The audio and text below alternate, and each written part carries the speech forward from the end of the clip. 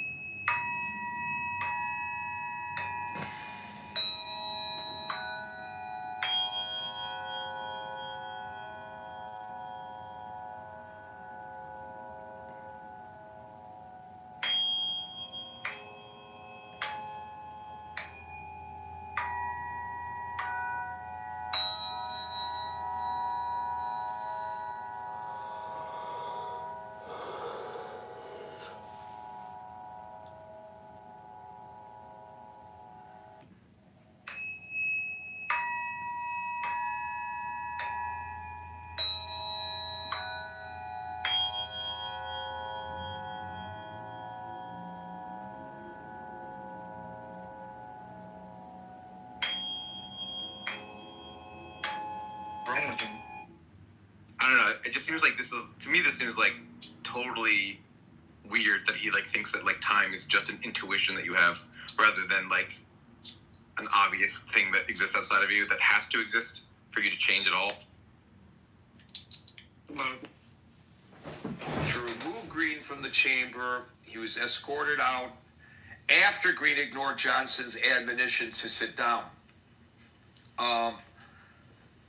Johnson told Fox News last night, and the Freedom Caucus this afternoon has followed through on this threat, that there would likely be efforts to censor Green. And in fact, as I said, those are underway. I kind of made a joke about this last night. I sent out a social media message saying that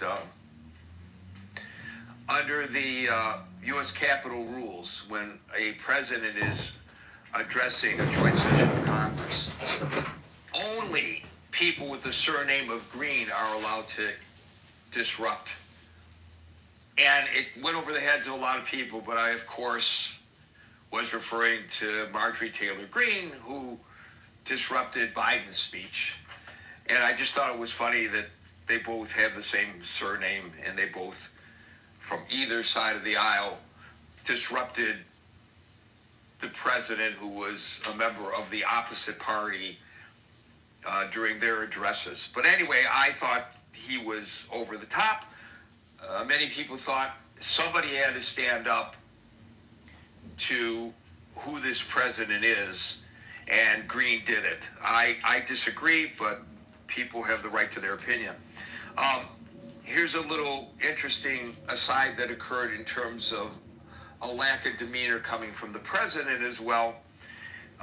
Elizabeth Warren, the senator from Massachusetts, she in an interview said that she believes she hit a nerve by applauding United States support for Ukrainian patriots during the president's address. Because in response to the applause for Ukraine, Trump referred to Warren as Pocahontas, which on the campaign trail, I get it. She inflated the amount of Native American blood in her DNA for political purposes. That was exploited by the president on the campaign trail. But we're not on the campaign trail, Mr. President. This was a speech before a joint session of Congress. And I know Mr. Green acted inappropriately, but again, it's, as I said, that the Democrats shouldn't fall to the level of the president. In my opinion, the president shouldn't have fallen to the level of the Democrats. By the way, with regard to Ukraine, Kash Patel just announced within the past hour that there has been a halt in the sharing of military intelligence with Ukraine. I'm sure most of you haven't heard about that. So since Ukraine was part of my preamble to today's discussion, I thought I would bring to you that breaking news. And then, of course, Alyssa Slotkin, the Democratic senator from Michigan, delivered her party's rebuttal. It was an economic-heavy message. She argued that the president's policies will drive up costs for consumers and painted the president as a threat to democracy. Now, by the way, with regard to that, the tossing up of the cost to consumers and our discussion yesterday, where I was accused of being a fearmonger, by explaining for those who might not have been aware of how the manufacturing of automobiles is commingled between several nations, the United States, Mexico, and Canada, and that the automobile capital of the world, where I'm from, and I've covered these issues, and so I have a little bit of understanding. It's not just Detroit, it's Southeast Michigan and Ontario, Canada. It's one automobile manufacturing community. And I was trying to point that out yesterday and expressed how it's going to obviously affect the sticker price of cars, because parts are made on one side of the border, cars are manufactured on the other, and that's both parts in Canada and manufacturing in the United States and vice versa. And each time you cross the border, there's a tariff being slapped on by each country, and obviously it's going to cause the sticker price to go up. That's not fear-mongering. That's apparent. And today the president has, in other breaking news, announced a 1-month reprieve on tariffs for the automobile industry. So I throw that in as well, because that's apropos to the discussion of what Slotkin said yesterday. By the way, I thought her address was very measured. Whether you agree with her points or not, I was appreciative of the demeanor in which her message was delivered. Okay, so with that introduction, I'm going to open it up to you to opine on yesterday's show. And that's exactly what it was. Just like the Oval Office, chaos. This was a show where if you're a Republican, you have to show undying and unrelenting support for the president. And if you're a Democrat, no matter what the president says, even if it's something as positive as catching the terrorist suspect who was responsible for killing, allegedly at least, 13 American service members in Afghanistan, you can't applaud that. Where are we going in this country? I think it's nonsense, frankly. Marshall, are you on the phone or you got your ears on? Marshall just went to the phone, so we will start with Anson. Obviously, it was a Donnybrook, as expected. The American people are now subjected to political campaigns 24/7, 365. They're never ending. Everything is a campaign speech. There's very little serious thought, reflection, and an attempt at least at positive thinking. It's going on. It's like, it's the Great Divide squared compared to where it was, I don't know, maybe 8 or 10 years ago. And it is debilitating, it's draining, and it's a serious threat to our nation. And it's the fault of both political parties. Stop this blame game. One side's right, the other side's wrong. Both political parties are a disaster in their attempts to govern this country. And until we find a way to work together, united we stand, divided we fall, it is going to continue to debilitate, drain, and exhaust the Americans' ability to govern themselves. It's like the national debt. Everybody agrees the national debt is far too high and it's going up too fast, but nobody has a clue how to fix it. Everybody can piss and moan like I'm doing about the Great Divide, but nobody knows how to fix it. But last night was just the Great Divide squared again. I'm sick and tired of it, and it is a danger for the country. Both political parties. It is a danger to the country. Who is going to stand tall and say no more? United we stand, divided we fall. I don't see anybody with the guts to stand and do that and be able to carry the day in the United States government. And until we figure out how to do that,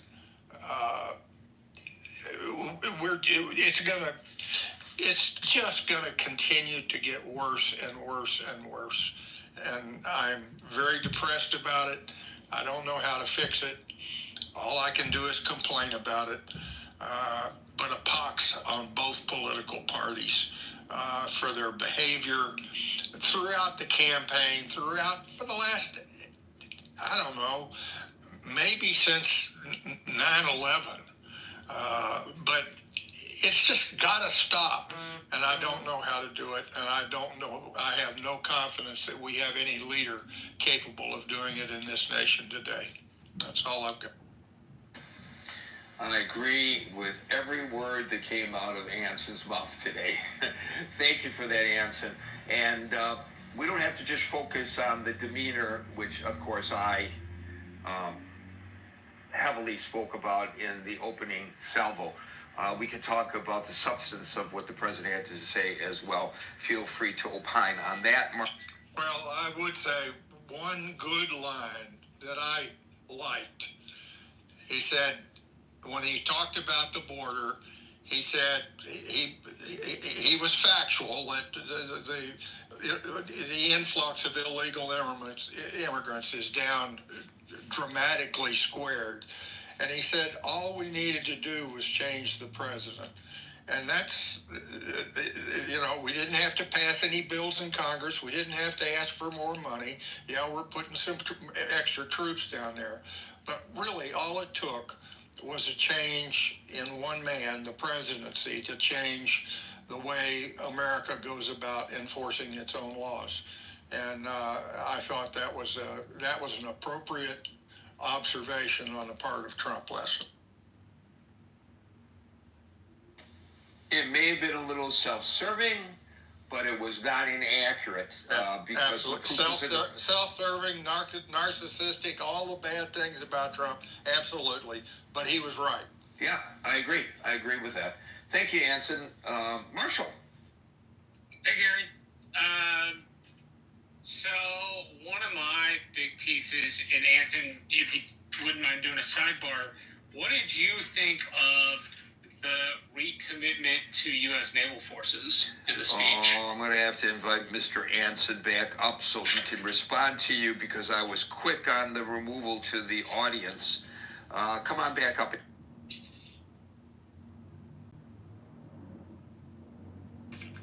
Here I am. Go ahead. What's your question, Mark?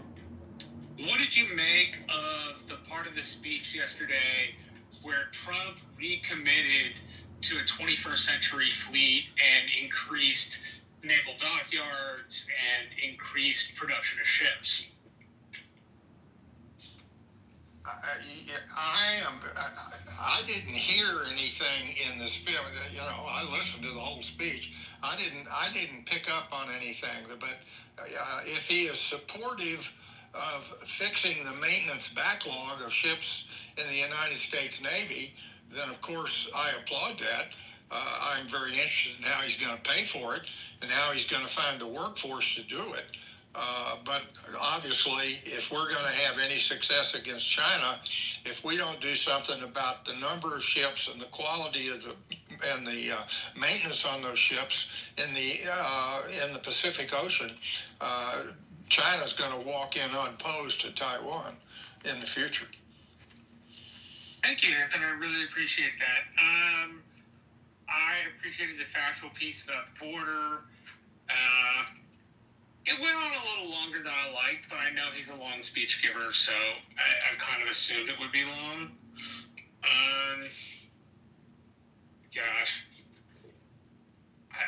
Some of his pokes at the Democratic Party were funny, and some of them were not. I've got a recorder, and if I was with my reporting right now, I could tell you exactly which pieces. But there was some prodding at the Democrats who wouldn't stand, which has been a tradition for all of my... Well, actually, I think they probably all stood during the Clinton administration, but I don't know about the rest.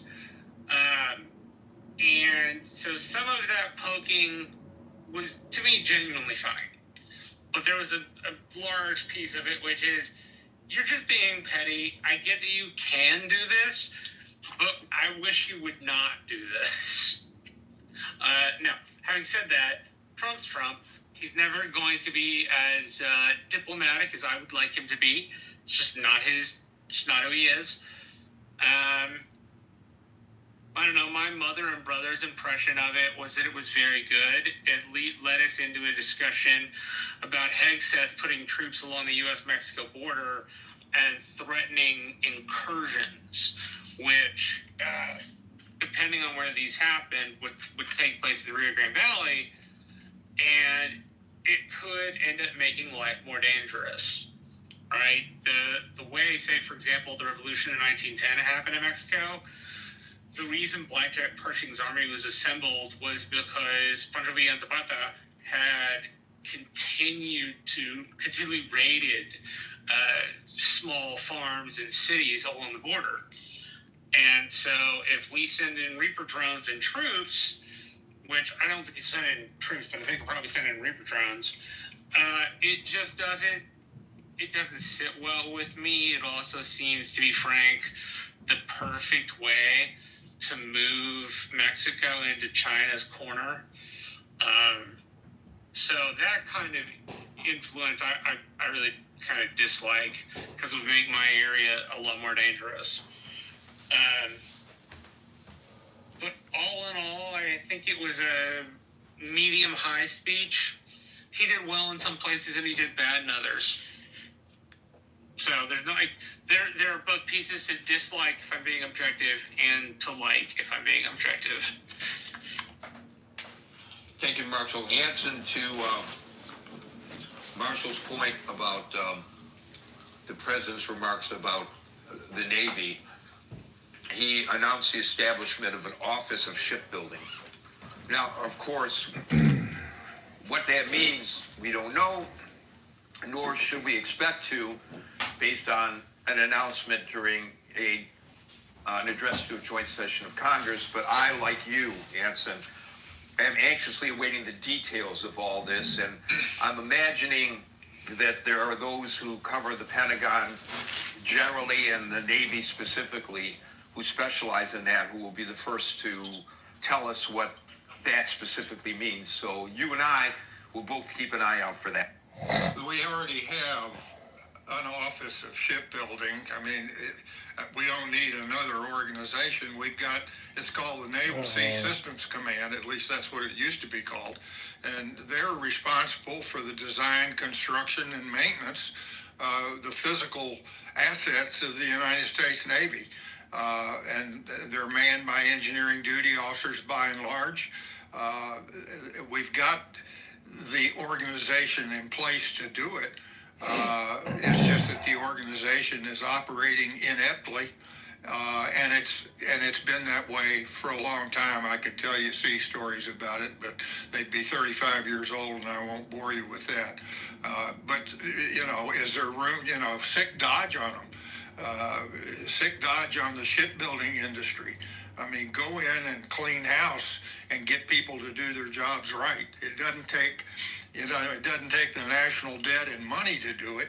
It just boils down to getting people to do the jobs that they have and do them right, rather than get caught up in all the bullshit that goes on in large bureaucracies.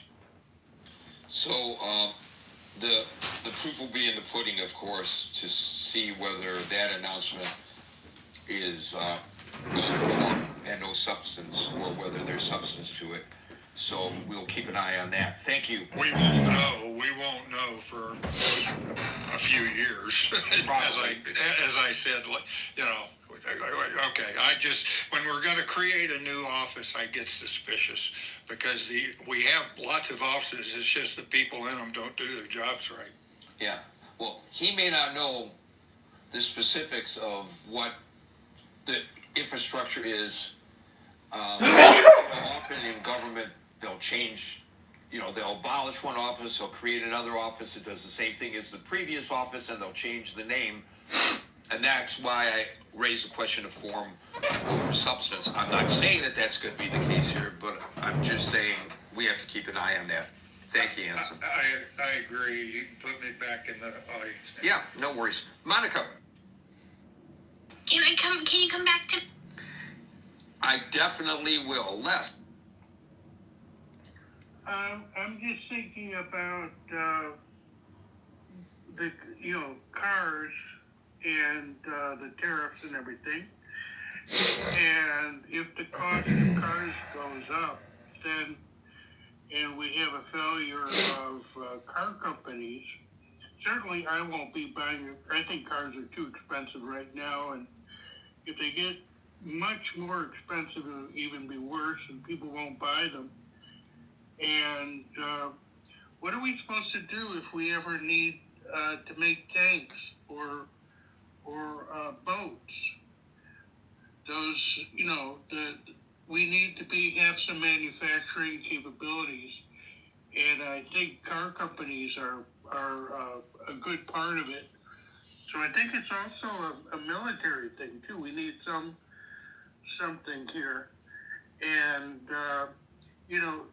internationally, if China is able to sell cars for, what did someone say, $12,000 or something like that, and the cars are actually pretty good, are actually excellent, what does that mean for our industries here? And raising the prices of these cars, because of, and removing markets because of tariffs that are going to go both ways. People won't just say, I guess we're going to do without a car. They'll just get the car someplace else, and that means China perhaps. Well, it's interesting what you said about the automobile industry potentially pivoting and retooling for military purposes should that become necessary. This, of course, is what happened in World War II, where the car companies did start putting out tanks and aircraft for the military. And that's where the term arsenal of democracy came in basically Macomb County, Michigan, and Ypsilanti, Michigan, at the Willow Run plant. And it's a moment of pride for those of us who grew up in Southeast Michigan, because it was the backbone of our military might. And by the way, that's where Rosie the Riveter came in. This is when, you know, the men were all fighting and a lot of women were working in the plants.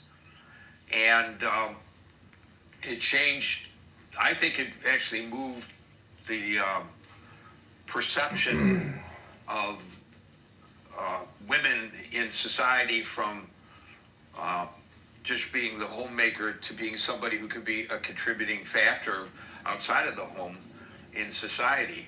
I think that's when that started to pivot, because we could see. And Rosie the Riveters, they deserve the adulation that follows their contribution to the war effort. That's really a good point, Les, that I had not considered. One thing very quickly, just to build on your Rosie Riveter, the first public picture I've ever seen of Marilyn Monroe was in color, and she worked at a factory that made early drones.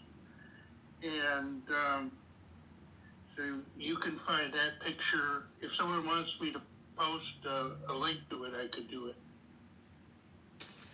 Yeah, go ahead and link it to the chat. And folks, that chat is not on Clubhouse. It's on Facebook Messenger. The link is above. And feel free to join. I actually noticed that several people have today, and I appreciate that. We'll go to Brent, and then we'll try for Monica again. Brent?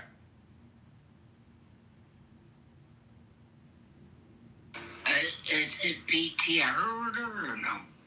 It's Gary's order. It's how Gary sees the lineup. Thank you. Brent, you're up. Hey, how are you? So I would say a few things. One is, I think a way to analyze this is time spent on a subject. And I found a few things interesting. You know, one is cost of living, and the increase in cost of living is the primary issue for the American people. He spent very, very little time on that. He mentioned that he spent very, very little bit of time. Far dwarfed by tariffs, which are going to, I would argue, increase prices. On foreign policy, kind of listening to him, I think the seizure of Greenland is the primary foreign policy objective of the United States. He didn't spend a lot of time in Ukraine, but one thing I noted that was missing was any discussion of Gaza. And I think that's because, it's pretty clear that the ceasefire, which I think he would have loved to take credit for, is getting ready to fall through, and that's going to be a foreign policy problem for the administration. The other thing I don't want to skate by is kind of two things. One is, we haven't remarked on kind of just the, lies that he told. The Social Security thing, where he went through the list and kind of, said 300-year-olds are getting Social Security. I mean, that's been debunked 2 weeks ago. It has to do with COBOL coding and how they do databases there. So, he repeated a a lie that and he spent a significant amount of time. This is one among many that is knowingly false, and he just kind of rammed it down. Three things really. The second thing that caught my eye, just wanted to mention, was kind of the decorum question. I was here. I think it's false equivalency. I don't think George W. Bush, I don't think Bill Clinton, I don't think Barack Obama, and Joe Biden didn't do it. Like, he didn't come into the State of the Union and brag about his magnificent political victory. That's not something any of those presidents have, did during their speech or have done. And I just think the pox on your both houses undermines a kind of false equivalency in this that I just think is not intellectually true. Final point is calling out Elon. I think Elon is very unpopular, and I found the kind of center place for Elon at the State of the Union another kind of interesting thing to note. So, a lot of times people, if you keep interrupting, you'll be removed from the stage. We don't interrupt here. Like many of the other rooms that I know, you're new, Cindy Lane, to the Critical Thinking Forum, but that's not how we roll here. We speak one at a time. Brent, with regard to the question of false equivalency, and that's a terminology that's tossed out all the time. Equivalency suggests equal. I think that it's fine to, and I think it's proper, to note the demeanor question, whether it's coming from the podium, whether it's coming from the Republican side of the aisle, or whether it's coming from the Democratic side of the aisle. It's up to you to determine, what value you're going to give to that with regard to whichever party you feel acted more inappropriately than the other. But to suggest that only one group acted inappropriately yesterday is not true. So to make the observation is not an equivalency. It's just making an observation. And to your point that they were reacting to him coming in and making it a political speech about how great I am as president, I will point out that they came in with their signs calling him a liar and other things before he gave the speech. They came in with it. So it's not as if, they were reacting to what he said. They were going to react that way no matter what. And I give you an opportunity to respond to my response. So equivalency doesn't mean that one side does nothing. It is the ability to make objective judgments about the degree and scale, right? I didn't love what Al Green did, and I think that was unfortunate. But to say that the kind of the debasement of U.S. politics and U.S. decorum is the same, and both of these parties are exactly the same, I just think that is objectively false, and I think that is something that is applied over and over. And I just said that's not what I said when I pointed out that there were drops in decorum from both sides. I never said that it was equal, and I'm sure the Democrats here will believe that he got it coming because of his demeanor, and I'm sure the Republicans here will say that the Democrats were way out of line, and they probably don't see any equivalency either. So what? The observation, I challenge you to tell me that it's wrong, that there were people on both sides of the aisle, and the president as well, who acted in an inappropriate manner for the chamber and for the event that was occurring.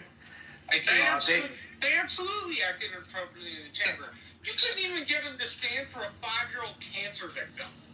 So the fact that the fact that you made that comparison without making any judgment on the comparison, that implies equal. That's the point I'm making, Marshall. I don't know what point you're making, but that implies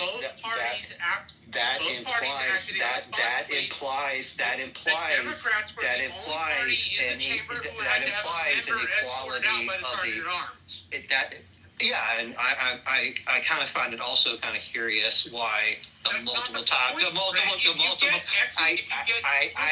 also find it, Marshall, can I respond? Can I respond, or are you going to have a tizzy? I also find it remarkable that the multiple times that Marjorie Taylor Greene broke out, the multiple times that Joe Wilson interrupted the speech, that no Democrat was ready to kind of seize a member and escort him out. You know, I believe in freedom of speech, and part of freedom of speech is being able to do things that I find uncouth. I'm sorry, that's not how that's how the House chamber had escorted out by the sergeant at arms. It doesn't have anything to do with the First Amendment. So that's how the House chamber is working. Listen, I'm gonna stop this discussion because it's derailing the topic at hand. But I will say this: if there's a demonstration and there are counter protesters, and there's a fight between the demonstrators and the counter protesters, and as a reporter covering it, I say both the original demonstrators and the counter protesters toss punches at one another.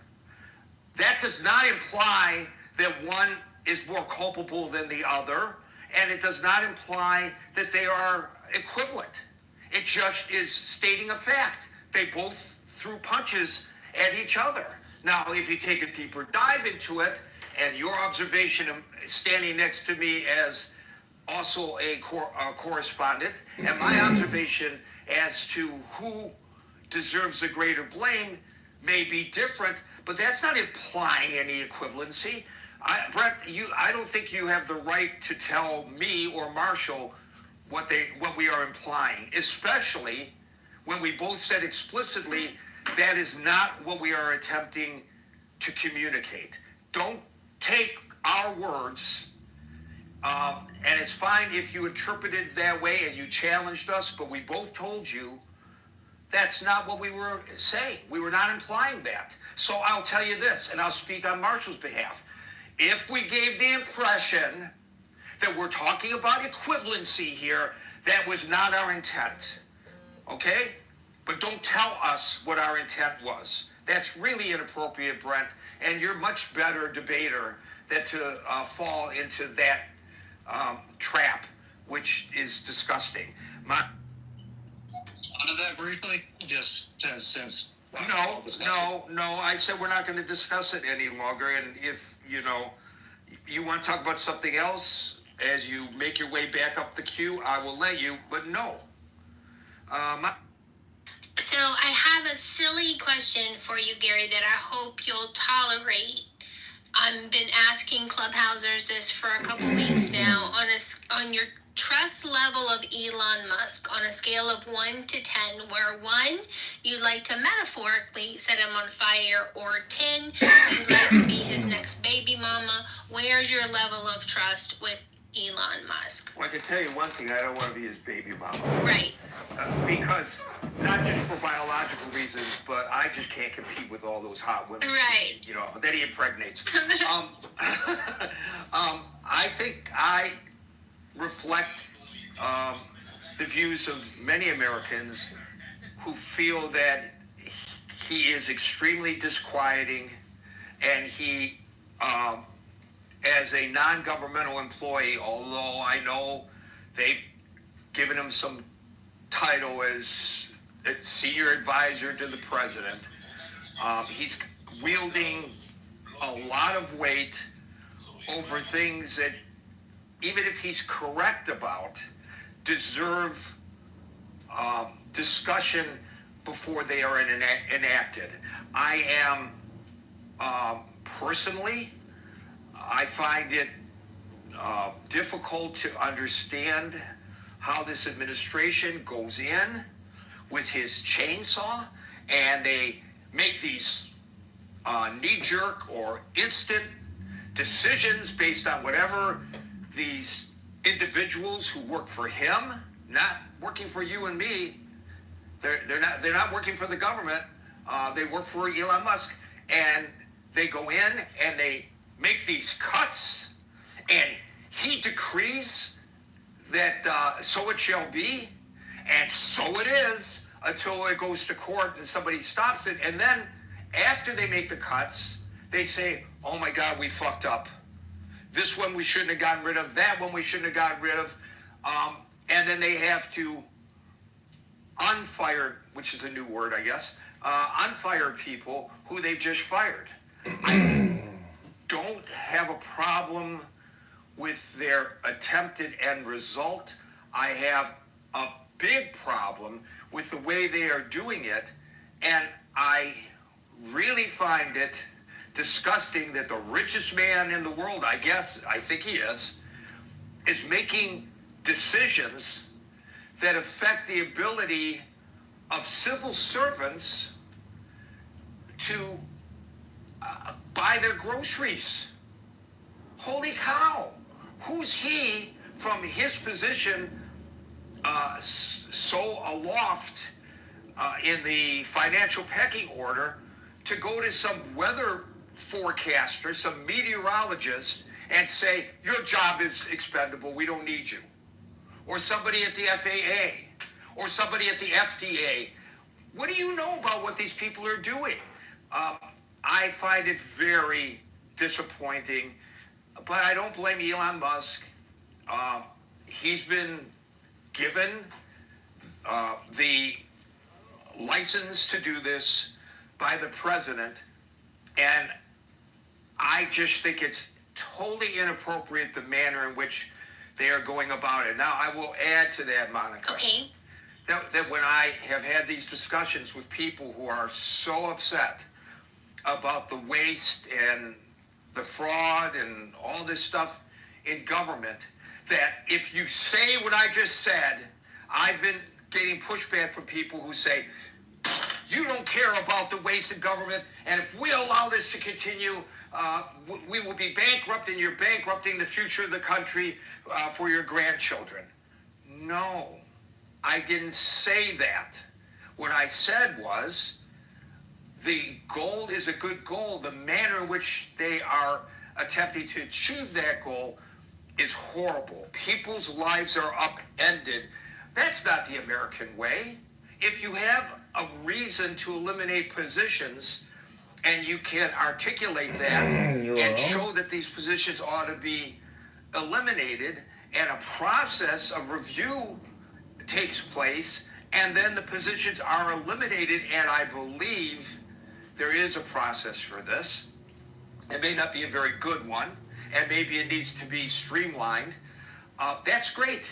But to just walk in the heavy-handed way that they're doing it, I'm hearing from people who are strong supporters of the president, who voted for the president, who are really upset because they or members of their family are being affected by this. It's the largest single employer in the country, the federal government. That's a lot of people who are suddenly losing their jobs. That's my answer to your question, Monica. I hope I answered it forthrightly. I'm hearing a two. I'm hearing a two, Gary. Not a one, but a definite two in your summary. The stage is full. I don't want to take up too much more time, but I wanted to tell you the highlights of the speech that I particularly enjoyed. I think, though, naming the wildlife preserve or area for